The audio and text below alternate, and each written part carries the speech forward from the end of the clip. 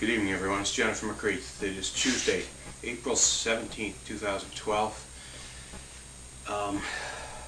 Very upsetting news broke this morning. A fairly well-known, prominent member of the gay community in Halifax, Nova Scotia, Ray Taavel, was murdered last night, physically beaten to death in what appears to be a premeditated, violent, homophobic hate crime.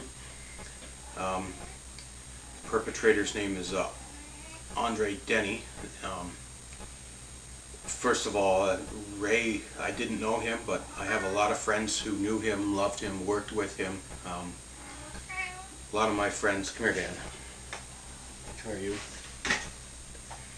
Trying to do a sad, somber video. At least I've got my cats here to get me through this very tough, emotional day. This really hits home in more ways than one. Halifax, it's my home. I grew up there, literally, 9 years. Been back to visit many times. No matter where I live, no matter how long it's been, Halifax will always be home, and it really hurts me that this has happened. Ray was a well-known, well-involved, we got a lot in common. We both ran Pride organizations. He ran Halifax Pride. We both write for Waves magazine, Eastern Canada's only monthly periodical devoted entirely to the LGBT community.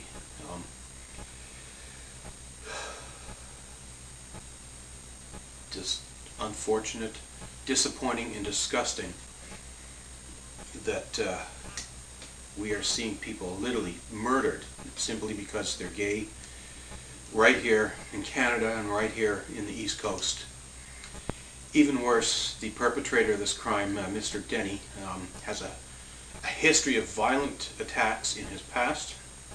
He was apparently labeled not criminally responsible for an assault causing bodily harm due to a mental illness. And very recently he was actually institutionalized for a mental illness, and for some idiotic reason was actually released without supervision.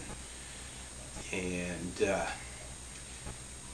apparently he was given a 1-hour pass to be out of this mental institute, and shortly thereafter he committed this murder.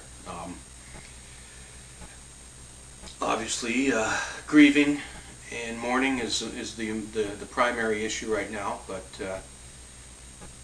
as a policy person and someone who's deeply involved in public policy, both in terms of my history as a career and as an activist, it just totally blows my mind that something like this does happen and could happen. If someone is mentally ill and is being institutionalized in a hospital, I'm not sure I understand the logic in releasing that person without supervision. If he's not mentally ill, then I guess this means he is criminally responsible. I don't know. Bottom line, we've got a dead person, a murder here has happened. I'm sure there'll be an investigation on this, but it sounds like to me this could have been prevented with a little bit of fucking common sense. I don't want to get too deep into commenting on the justice system in Nova Scotia, because I do work in the Newfoundland justice system, but this doesn't seem right, that a murder could happen from someone who was literally just released from custody and perhaps should not have been released from custody. I think this, as tough as this tragedy is, it makes it even worse to think that it probably could have been prevented.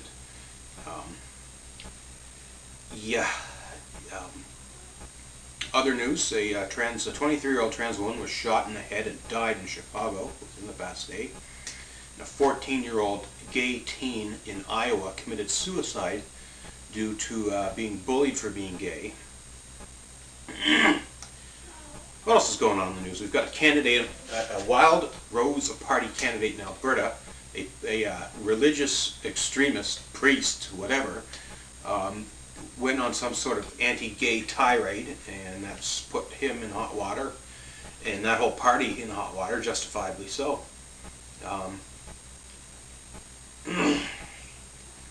Here I am fighting so hard for rights of transsexuals, looking at issues like healthcare, housing, and employment.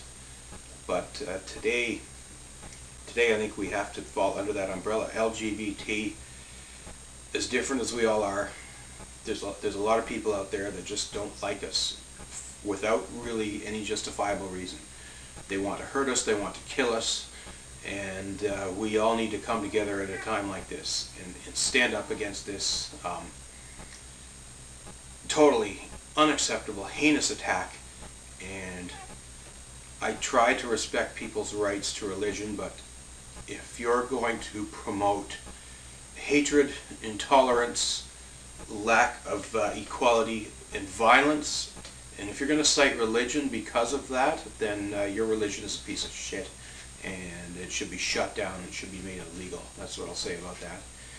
And if people are utilizing the religious label to promote hate against the belief of that religion, then I think it's time that you churches step up to the plate and denounce these people. It bothers me that every time you see a religious person commit a crime, the church never has anything negative to say about them. It doesn't seem to matter what it is. You see all these priests being arrested for molesting little kids, but you don't hear the churches denouncing them or discrediting them, which to me is a sign of accepting what they're doing. So a lot of my friends in the trans community are very outspoken against religion. I have not gone this route yet, but I got to tell you folks, I'm getting pretty close. I'm getting fed up and pissed off with the hate and discrimination and bigotry and outright lies and fear-mongering that's going on, all under the name of religion. And we're getting a little off topic here, but yeah, to my friends, and I literally consider them all family, whether I know y'all or not. If you're part of the LGBT community in Halifax, you're part of my family, and I wish I was there with you tonight. There's a candlelight vigil to commemorate Ray and his amazing life and all his great accomplishments, and this is a huge loss. And Canada has lost a great person, and we've lost a great friend, and he'll never be replaced.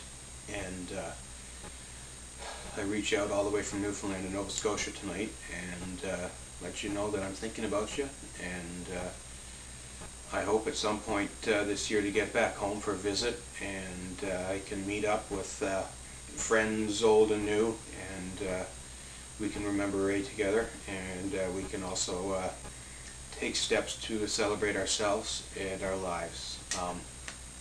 Thank you everyone for watching, and I encourage you to write your members of parliament. Write Ottawa, write whatever province you live in. Doesn't matter if you're in Nova Scotia or elsewhere. We got to keep banging on those doors of the politicians and let them know we do not accept this. Being LGBT means we're facing a lot of oppression, we're facing violence, we're facing human rights abuse. We need equality, we need justice, and we need better laws, we need better protection. Thanks everyone for watching.